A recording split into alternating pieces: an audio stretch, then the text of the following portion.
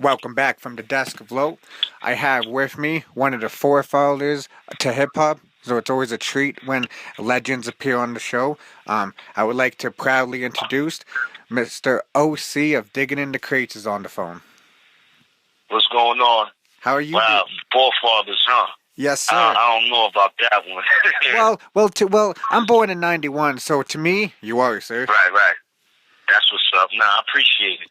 I appreciate you, sir. I actually wanted to start off the interview because I seen one of your posts recently, and someone you know told me something that forever put me on a mission.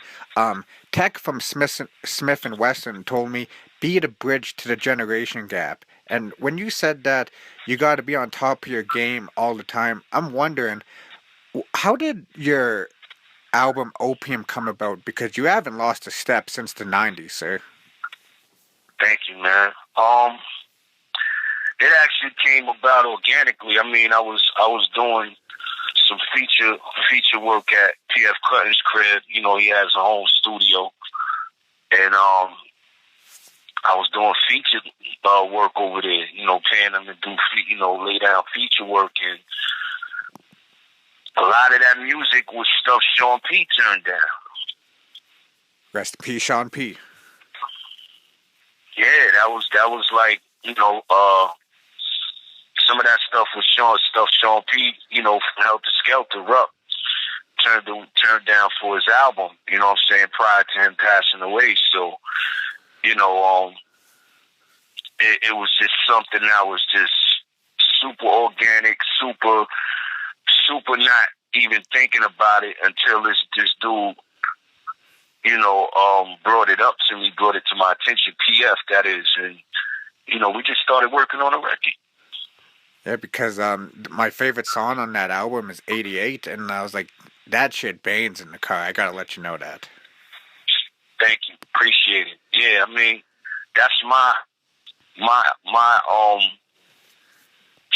era in the sense of, listening to what I was listening to coming up. So, that's where I really got well, I didn't get the spark. I had the spark prior to that, but, it was something I was listening to heavy. Big Daddy Kane was fresh.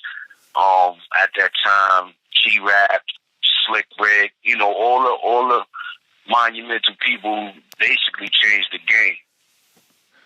So it's kind of funny how you brought that up too, because I always do my research, and you said like the '80s was your favorite time in hip hop, and I'm wondering, can you share why the '80s was your favorite time, sir? Because I wasn't even on this earth yet. Yeah, well, that's what I was about to allude to. Like, I was a youngin' back then, so that's the era. That era is when I started really studying music. You know what I'm saying? I mean, I was listening to music before that, but I was a lot more younger. But between 85 and 88 is where I really started, really paying attention and distinguishing the guys, which they all sound distinguished anyway, you know what I'm saying, from each other. But that was really like a vital point. You had Public Enemy, you had Run DMC, of course, before Public Enemy. And just a lot of even a lot of people who didn't, make it onto people's radar, around, like Running them and Public Enemy and them did. You had the Bond Sounds, different groups that were just dope, but just didn't go further than what they should have. So I was there for the inception of a lot of that. Yeah, because it's all about regional and how far to go with the regional. Right. So, back then too, when you were on the go all the time, did you guys have a lot of those Walkmans that you put the cassettes in, or would you guys still using vinyl back then, sir? Yeah, definitely. I mean, you talking about coming up in the '80s? Yes, sir. Yeah, definitely. I mean, I was DJing. My pops bought me a DJ set, probably '84. So I was more into the DJ part of it, you know what I'm saying, as a preteen. So, that was my first love, but I just didn't pursue it any further, listening to the MC, you know what I'm saying? When the MC started becoming more popular than the DJ, because it was the other way around. You know what I'm saying? It was the DJ featuring MCs. If you notice, you know, a lot of the records that came out, even like somebody like DJ Jazzy Jeff and the Fresh Prince, it wasn't Fresh Prince and Jazzy Jeff. It was Africa Bambaataa and the Soul Sonic Force. It wasn't the other way around. So the DJs were more up in the forefront. Grandmaster Flash and the Furious Five featuring Melly Mel. Like, Yes, sir. so I came up, you know, peeping out the DJ first. I got first hand of that, you know, being in the park as a kid for park jams and stuff like that. So I seen it early on. So when you say like when people used to spin in the park now, do you think that still goes on nowadays? We just don't see it as much? Nah, it's not happening at all. You know, first of all, that was some renegade type of thing where people used to bring the equipment out. That wasn't even legal. You know what I'm saying? Like, it was just something that New York did, you know what I'm saying, with park jams, but it definitely wasn't legal, especially hooking up the power to the light posts and stuff like Yeah. that. You know what I'm saying? They get power, so all of that was illegal, but they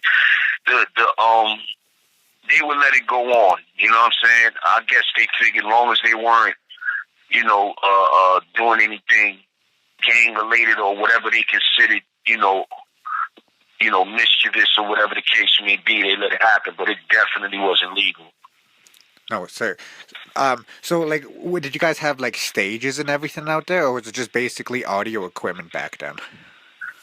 It depends on the crew. Like, you had crews who had super sound systems. I'm talking about 10, 20 speakers. Some people had, you know, depending on their popularity in their neighborhood, some people did build stages for their sets, you know what I'm saying? But definitely, like, the speaker game was who had the most bass, who had the most clarity, whose frequencies was on point. Like, you know, some of these park jams you would go to back in the day, you would hear the music from another another part of the city, you know what I'm saying, almost, and literally, you know what I'm saying? Like, I lived in Bushwick at the time, Brooklyn, and you can hear that sound system in Bed-Stuy, you know what I'm saying? Oh, Bed-Stuy, which is on the other side, and vice versa. You know, you had Divine Sounds, who were Divine Sounds. They would bring out their sound system in Brooklyn, and you would hear that from Flatbush, you know what I'm saying, all the way in Bushwick. You know what I'm saying? It was crazy. Yeah, you definitely never see that again. Nah, never. I mean, you go to Jamaica, they still do that. You know, they bring out the sound system in Jamaica. But that's where it originated from. And then in New York, though, that was like the prime, like, because like, I'm glad that, you know, we had video cameras, and then because in the day of YouTube, I can actually go back and look up times like that. Mind you, I wasn't able to see everything back then, but I got a good glimpse of it. Right, exactly. Yeah, I mean, I'm happy a few people did film, you know what I'm saying? So you can see some of that stuff on YouTube, you know what I'm saying? And it's dope. You know, whether people who weren't born around that time and are younger want to see it or not, you know, it's part of the history regardless. This is the inception. Yes, it is, because like this is the thing that bugs me out, and it kind of makes me mad. Is like a lot of people my age, they only listen to who's hot. They don't go back and do the research on who came before listening to, you know, right, who they're looking up to now.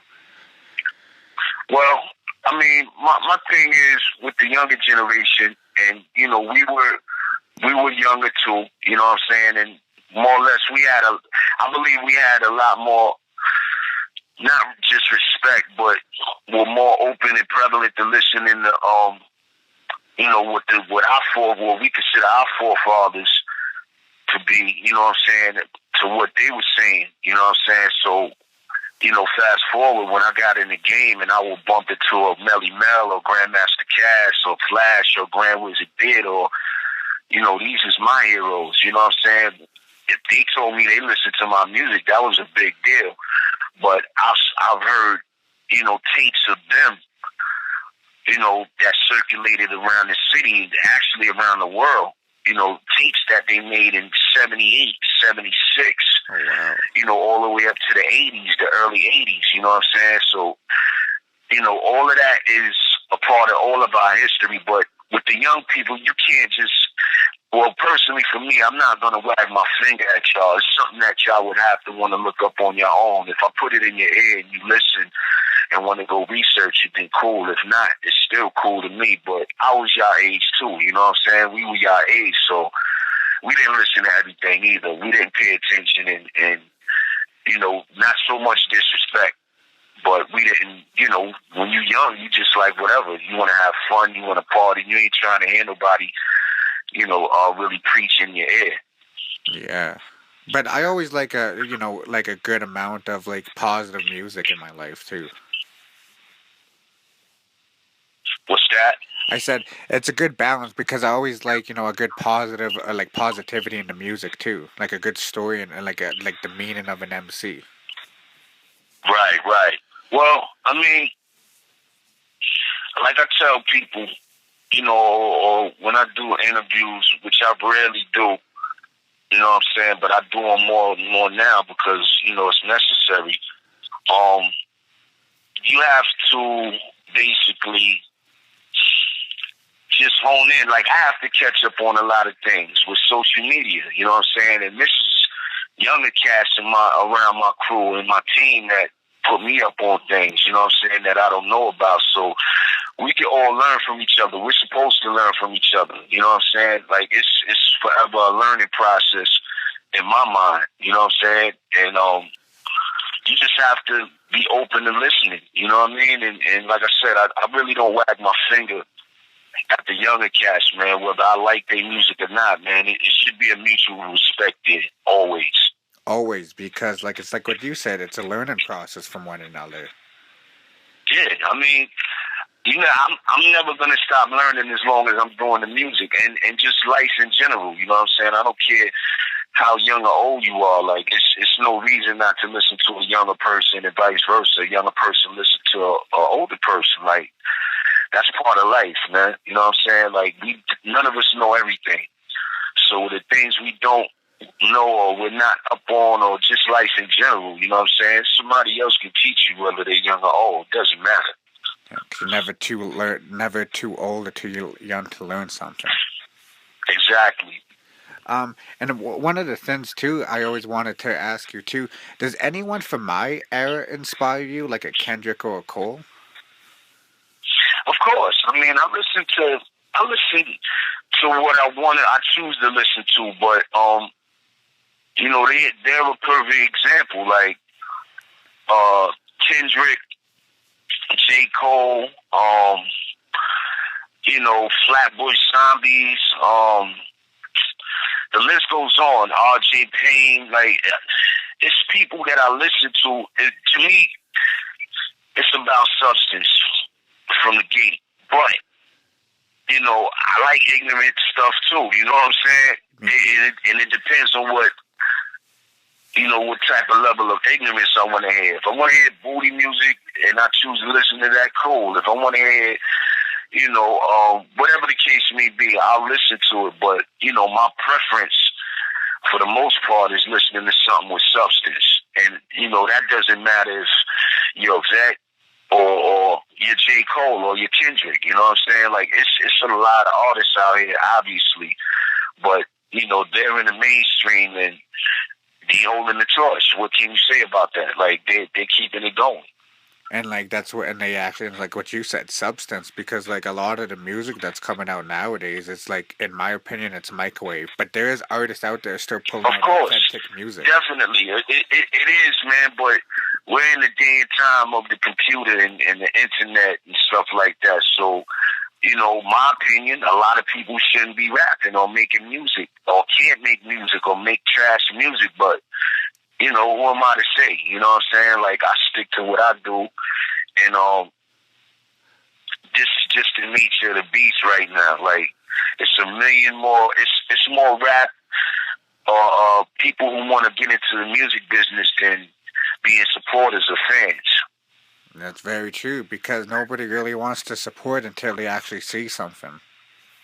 Exactly, and everything is about trend setting and digital numbers, and all of those things are ghost numbers to me. Like, I watched the interview with Cube on Sway, and he was saying a lot of people need to get in the process or back in the habit of buying physical stuff instead of just buying MP3s and stuff like that. And it's the truth. You know what I'm saying? Like, you want to hold on to something or have something 20 years later, you got to physically buy it. And you know what I'm saying? Your computer can crash. My computer can crash. You know what I'm saying? But if you have vinyl and stuff like that, you good. Yeah, because that can never crash. Right, and it holds more value. Because like physical stuff holds more value. And like that was actually one of my questions I was always gonna ask you too, because I'm always big on physical releases, whether it's CDs, video games, or anything. Because like you never know when something can crash. I'm just wondering too, do you have like a piece of physical releases from all your projects that you ever put out, sir? That you just keep for the most yourself? part, I have everything that I've as far as project wise, but it's a couple of things I don't have. I didn't get super I wasn't what's the word, basically keeping up on every piece of material that I recorded or produced, but for the most part I have everything that I've ever done. You know what I'm saying? As far as like, making music. And it's in the stash, and this is our thing though, digging in the crates. We've always did the vinyl thing, you know what I'm saying, before it was real popular, you know what I'm saying? I mean, we're one of the foundations of a Fat Beats being who they are today, or surviving this long, you know what I'm saying? Like, It was one single, it was day one that made Fat Beats would, come put them on the map, and then you had Atmosphere, and then you had a lot of other cats who followed, but that was always our main game, was the vinyl, the CDs. And like back then, was it a lot different with like the shipping and ordering back then, because there was no internet back then? Yeah, it was definitely different, and it wasn't so much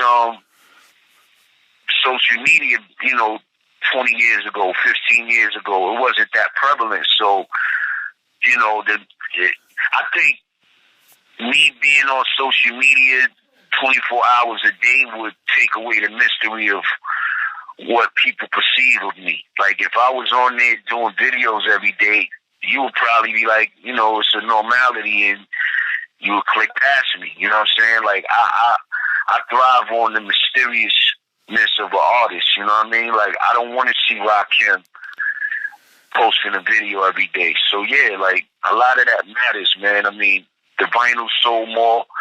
If the project or the singles was dope, you were prone to actually purchasing and looking, anticipating what was coming from that project. So things of that nature, it definitely was different.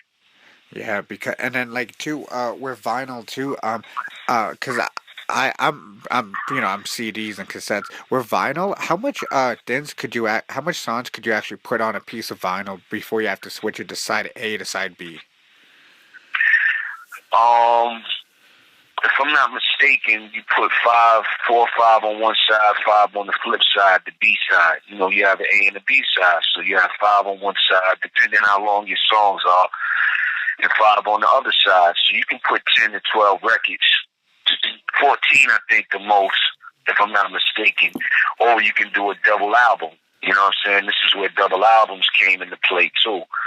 To put more records on it. But a lot of artists and a lot of record companies were against putting double albums out so much, because they weren't benefiting off of anything over a 10-song album. You get paid for 10 records, 10 to 12 records, 10, you know what I'm saying? So anything after that, they don't get paid for. So they think it's a waste on their part to even put it on there. Oh, so like those. So back then, when somebody would release like a double disc album, the vinyl would be like four big vinyls. Um, it would be two. It would be two. It would be, it would be one in one side of the sleeve, one in the other side, but it would be, on one physical piece of vinyl. Yeah. 5 on one on the A side, 5 on the B side. Then you go into the next sleeve, and it'd be 5 on one side, 5 on the other. So you had certain people making 20 records. You know what I'm saying? And just because that's what they was feeling, I guess, and it would be a double sleeve, but you didn't have too many people doing that, you know what I'm saying? And especially if you wasn't a big artist, like I said, the labels wouldn't let you slide with that. Yeah, because I heard like the labels had a lot of input back then. Yeah, and like I said, they weren't getting paid. The artists own the publishing and the writing and the production, so they weren't getting paid off of that. They get a certain amount of cents off of each record, the record company that is. But if you got 20 records on there, they only getting paid for 10 and you getting paid for the rest. Yeah, because that's where a lot of the executives too were making money. See, I like how in this day and age where the artist, you can buy from the artist directly now. Right, and that's what's dope about, it's a gift and a curse with the internet and things of that nature. But I mean, I wish we did have that back in the day. You know what I'm saying? If we did have this, a lot of us, a lot of artists would still be thriving. You know what I'm saying? Because, artists direct. You can buy directly from the artists, and I'm not mad at that, man. I'm proud of artists who take it into their own hands. Because that's how it should be. Definitely. And I'm just wondering too, because I see this a lot, and it just makes me realize that you guys were the ones to do it first. Well, in my eyes, what was the first time you ever did a show overseas, and how was that feeling just crossing an ocean just to perform? I bet that was like a one-of-a-kind feeling, sir. Well, we actually weren't, like, like I said, people don't have actual documentation of, like, Cold Crush and Melly Mel and all of them. They've been going overseas since the 80s, you know what I'm saying? But, it comes to, they had video cameras back then, but people weren't filming too much. Yeah. But when we came on the scene around early 90s and on, some people would buy their own, invest in their own camera and bring one of their homeboys or homegirls and let them film them. Somebody like Gangstar would do that. Preem and Guru would do that. If Preem has a lot of footage of quite a lot of footage of him and Guru. But my first time going overseas, Premier DJ for me, and that was Japan. That was '94. I went to Japan with Lords of the Underground and Biz Markie and Premier DJ for me, and that was my very first time. Early, after the first album came out in '94, that was the first time I went overseas, and I was cracked out after that. Like, you know what I'm saying? I was open. So after that, it was an ongoing thing. I've been touring for 20 years since, 20 plus. And that's a blessing right there. It's definitely a blessing. So Japan was the first show you ever did overseas. Wow, that must have been, jeez. Yeah, I can't even remember, and that's bad. So excuse me, but the first show I did in Canada by myself, I don't remember the name of the spot, but this spot was so rammed. It was so packed, like the people were like, it was a sardine. It was like we were sardines up in the spot because people were literally pushed up to the front of the stage. You know what I'm saying? And I mean, I know around that time hip-hop was, it was thriving. You know what I'm saying? But for people to come out to see me in droves like that was so bananas. and we talking about Canada. But, you know, I was surprised, but I wasn't, because at this point, hip-hop was super big, you know, in this early stages. Like, Yeah. you know, everybody was touring, you know, from me to Redman and Naughty to everybody, Black Moon. But for people to particularly come out and see me in Canada was just bananas. I'll never forget that. It was just like the spot was jam-packed from wall to wall, and, you know, it amped me up so much, it scared me, you know what I'm saying, before I got on stage, because I couldn't believe it. Well, what can we say? Canada loves the bars out here. Nah, it's hip-hop to the fullest out there. Like I said, it was so amazing, man. Me and my DJ at the time, my man Ahmed, you know, he's part of D.I.T.C as well, a producer. He was bugging. Like, I remember him asking me, yo, it's ram-packed out there, and he asked me, you ready? And I was just like, yeah. He's like, yo, it's bananas out there. And I'm like, word? And I peeked out, and I was just like, holy shit, and just... Oh, you can cuss, sir, don't worry. Okay, well, I was like, oh, shit, like, just looking out to the crowd, like, I'm telling you, it was ram-packed from back to front, side to side, to the curtain I was peeking out to. Like, it was super packed. And the space it was a big space, but it didn't seem that big. You know what I'm saying? Yeah. With all them people in there. What year was this? Huh? What year was this, sir? This had to be, I'm going to say 97, 98. Wow. This was probably after the second album. Yeah, Jewelz for the people who don't know. Yeah, Jewelz. So I had Jewelz, I had Word Life, and, you know, all the things in the middle that I've done. You know, the soundtracks was out, Crooklyn Dodgers was out, all that stuff was fresh. So, and you know, Canada knew it. You know what I'm saying? So it was unbelievable. So when you say with Word Life too, because this is one of the questions I actually wanted to ask you, and it's kind of funny how these questions keep bringing up to new ones I want to ask. Your logo, it's one of my favorite logos in hip hop. The one that you put on Jewelz, and it's still your logo on IG. I'm just wondering, how did that logo come about? I came up with the logo. You talking about the OC with the crown? Yes, sir. I came up with the logo. Somebody enhanced it for me. Definitely. I don't even remember who did the artwork, but because it was so long ago. But it's, you know, I just wanted the O and the C. You know what I'm saying? Like something simple, something people can just automatically know when they see it. You know, it pertains to me. And what people don't for people who do have the CD and the vinyl for Jewelz, it was different color logos. It was a red, it was a gold, it was a green, a yellow gold. Like, it was different logos on different CDs. And some of those I don't even have. I might have one or two with the gold and the green. You know what I'm saying? I never knew that. And yeah, that logo stuck with me till today. It's still with me. I use it till today. You know, because I've been seeing that logo, you know, since I got into hip hop. You know, every time I see a crown, I just see the OC under it. Right. It's just like that logo is legendary. I always wanted the backstory on how that logo came up. So I really appreciate you sharing that with me, sir. Yeah, definitely. I mean, the first logo was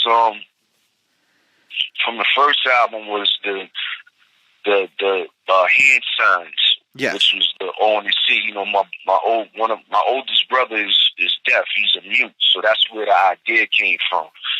And I had I still have a game of stickers of the black and white logo with the O and the C and the times up at the bottom. But that was the unofficial one. But when I did the second album, yeah, that's when the OC and the crown came into play, and I used it for I also used it for the background of a backdrop, you know, to put up on at my shows. And I think I lost the background in Canada, if I'm not mistaken. I had a backdrop made, and I to this day I don't know where I left it. Man, if somebody found that, yo, you better return that to OC. Yeah. But it's so big, it's like it's a wall size. You know what I'm saying? Oh yeah. Jeez. So I don't know who the hell has it. More power to them. Probably in somebody's basement right now with all the D.I.C vinyls up to it. Something. You know this artist when I ask you, because you appeared on his first album in '91. His first group album, '91. I'm just wondering, where were you where Eternal Affairs dropped? Because that's one of my most favorite albums ever. Where was what? Internal Affairs. Where were you where Internal Affairs dropped? Damn, you talking about Pharaoh's album? Yes, sir. That album dropped in what, 99, 98? 99. 99. 99. I was working on. Let me see. I think I was touring the third album, or yeah, I think I was touring the third album actually.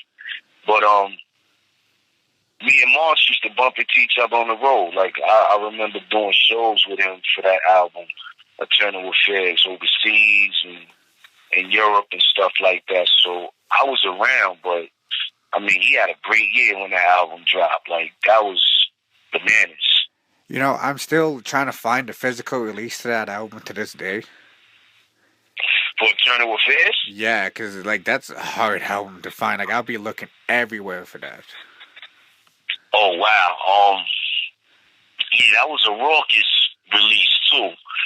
So, I don't know, like, you probably, well, you said you've been looking for it, so I'm sure you searched all the usual suspect, sites. I just don't want to be paying like $200 for this CD. Like, exactly, that's what I was about to say. Like, I know some of these sites probably have it, but it's probably out of print, so it's a rarity, and they're definitely gonna try to hit you, bang you in the head for it. But you know, if you think about it, in the long run, it might be a good investment. It might be a good investment. Because would you consider that like out of print albums and hip hop like an artifact of hip hop because it's history? I mean, hell yeah, that was Pharaoh's first solo, album. So, and he had, of course, he had the Simon Says record on there. You know what I'm saying? Which was, he had the Simon Says. I don't know if the Simon Says remix was on there with Busta and MOP, and you know what I'm saying? Like, so, that record was big, you know what I'm saying? And March to this day is like still ahead of his time. You know, that's one of my mentors, you know what I'm saying? I came in the game with the dude, so. Yes, sir. Yeah, I mean, that record right there might be an investment. You know, I'm going to take that into consideration and think about that over the holidays. Definitely do. You know what I'm saying? Think about it, because if it's you might run into that just digging one day, and it might, because sometimes our records pop up in them $5 dollar bins. You know what I'm saying?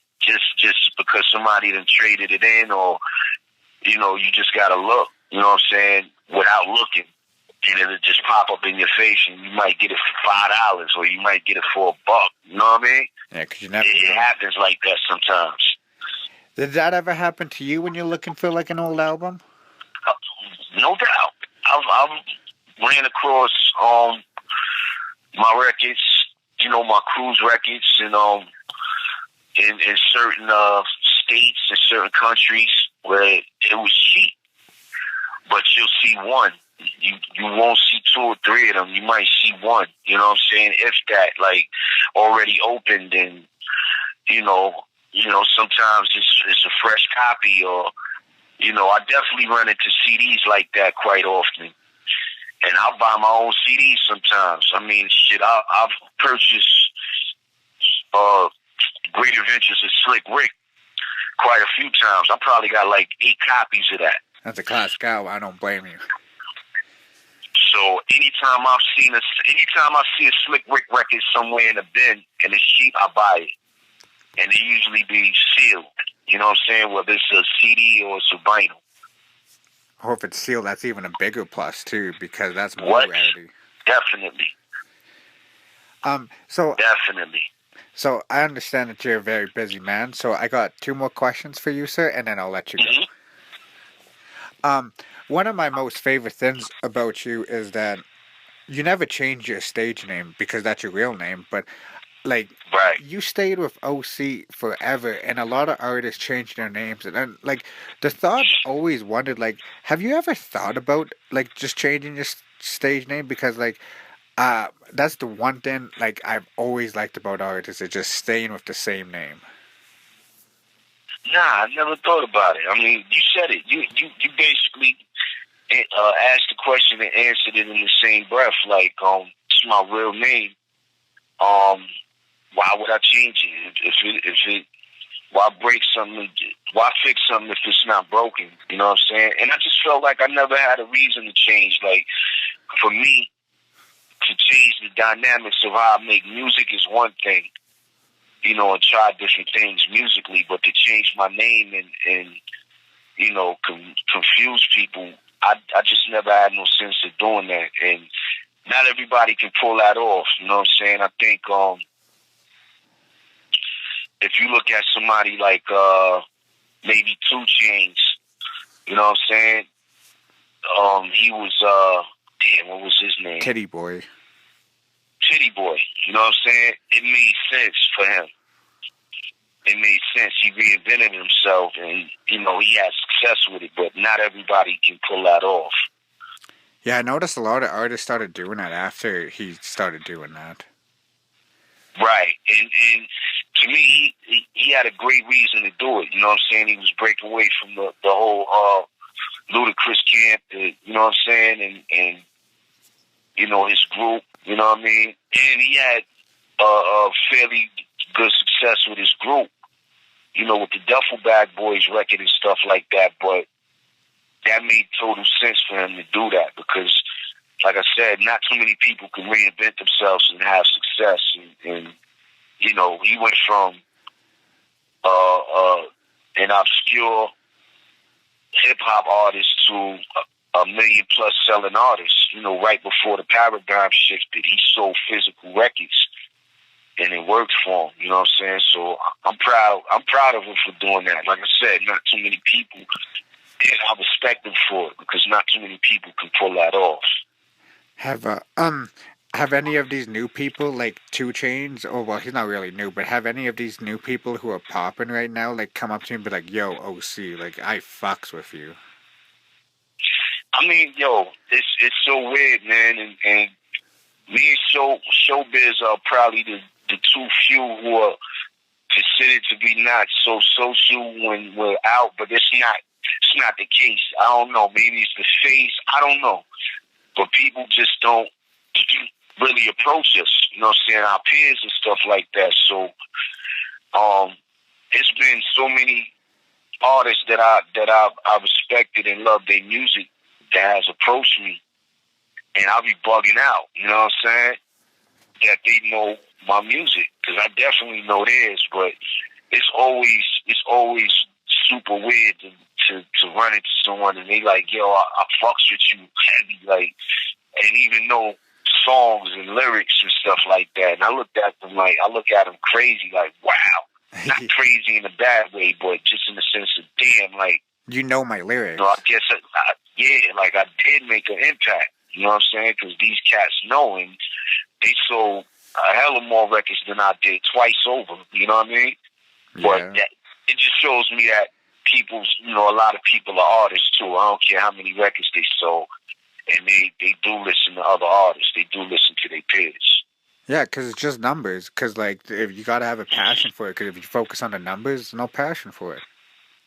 Yeah, I mean that old thing that Jay-Z said, men lie when the lie numbers don't. People really, I think a lot of people don't understand the nature of him saying that. You know what I'm saying? But numbers don't, for me at least, looking from my perspective, don't determine who you are in this game. You know what I'm saying? It could take one record, and that one record could carry you for 20, 30 years. In my case, something like Time's Up. But, I tell people who I bump into in the supermarkets or on the street, like, they're my age for the most part, and they ask me, am I still making records? And I just look at them like, yeah, Yeah, like, I have 20 albums, you know what I'm saying? Like, y'all all serious? But fire. it's crazy, man. It's a weird thing. But, I deal with it. It's cool. You know, it's good to see the strive still in you, sir. Because like, a lot of people they ain't hungry anymore. So I'm glad to see that you're still willing to, want to put more music out and still make the impact that you already made today. Well, I love music, man. I love music from day one. It's in my blood. My mom's was a singer. I had musicians in my family. This is really part of my DNA. And I feel like it's no expiration date if you really do something that you love and you into something that you love. So when I'm ready to stop, I'll stop. But at this point, you know what I'm saying? For me personally, I think I've gotten better over the time. You know what I'm saying? Like, I don't sound like 1994. I didn't change my style up per se too much, but I know how to fit my pocket into what's going on, and I have my lane. You know what I'm saying? So for me, it's just not about trying to keep up with the trends. I do music according to everyday life. That's just how I make music. I think if people stuck to that type of notion of making music, then you have no reason to have writer's block. You have no reason to have producer block. You know what I'm saying? Like, if it's in your DNA, you should be able to do it at will. And that's where I'm at in my life at this point with music. It's very true, and it shows, and it shows. So Thank you. oh, no worries, sir. So this is the last question I ask all of my guests, and it always seems like the people older than me give the best answers to this question. Um, do you have any words for somebody in a dark place trying to see the light? Do I have any words for what? For somebody in a dark place trying to see the light? Um, that's it's not a weird question, but that's crazy. You can take your time. I understand. I always get the reaction when I'm like this. I know it's kind of off the radar too. Nah, it's a dope question. I mean, for me, man, I try to make. Here's the thing. I try to make music that's more relatable as a human being, right? Instead of fairy tale fantasy, cars, clothes, hoes, shows, money, big houses, all that bullshit. You know what I'm saying? Cool. That's what you do. That's what you want to do, to each his own. But I think people can relate to, if you're talking about something that's fairly going on in their lives, whether it's good or bad, or just life in general. So my thing is, I listen to music when I'm in a certain space. If I'm in a certain space of not feeling good or whatever the case may be, being that I'm a human being first, that might put me in a better space. Listening to a music or a particular song might get me out of that space. So, I mean, yeah, it makes sense, man, for me to say, music can get you out of a bad space. You know what I mean? Does that make sense? Yeah, it does. Cause sometimes when I'm in having a bad mood, I'll just throw on some music and it just changes my whole day. Yeah, because you're dealing with, not to get on some deep shit, but when you music is like frequencies and algorithms and all kinds of shit. When you dealing with music, and it can, if you listen to some heavy metal headbanger AC/DC type shit, that's the space you're gonna be in after listening to that. If you listen to some Great Adventures of Slick Rick, you might be in a giddy mood. If you listen to some R&B, it might have you in a feel-good mood. Like, it depends on what you listen to. It can definitely affect on how you feeling before and after. You know what I'm saying? Of whatever space you was in. And for me, man, it's just music can take people out of a bad space. I've had people tell me, I just came back from Denver. I had a guy tell me, which is not the first time, it's happened a lot over the years, that they stop from killing themselves from listening to my music, and that's just something I still can't wrap my mind around. But I understand as a human being, like, listening to music, and I'm not in a good mood, and it changes my mood. So yeah, it definitely can bring you from a different place. You know what I'm saying? It's like what you said. It's therapeutic. Exactly. That's what music is, man. That's why people go out to party. That's why people, go to work with music in their ears, or some people listen to music before they go to sleep. I used to listen to the Quiet Storm, slow jams when I was younger, just to go to sleep. It brought me down, to I guess a meditative state for me to fall out. You know what I'm saying? Eventually, but yeah, that's what music does, man. It should. You know what I'm saying? Yes, sir. Very true. And I'm glad that you're a part of that legacy too.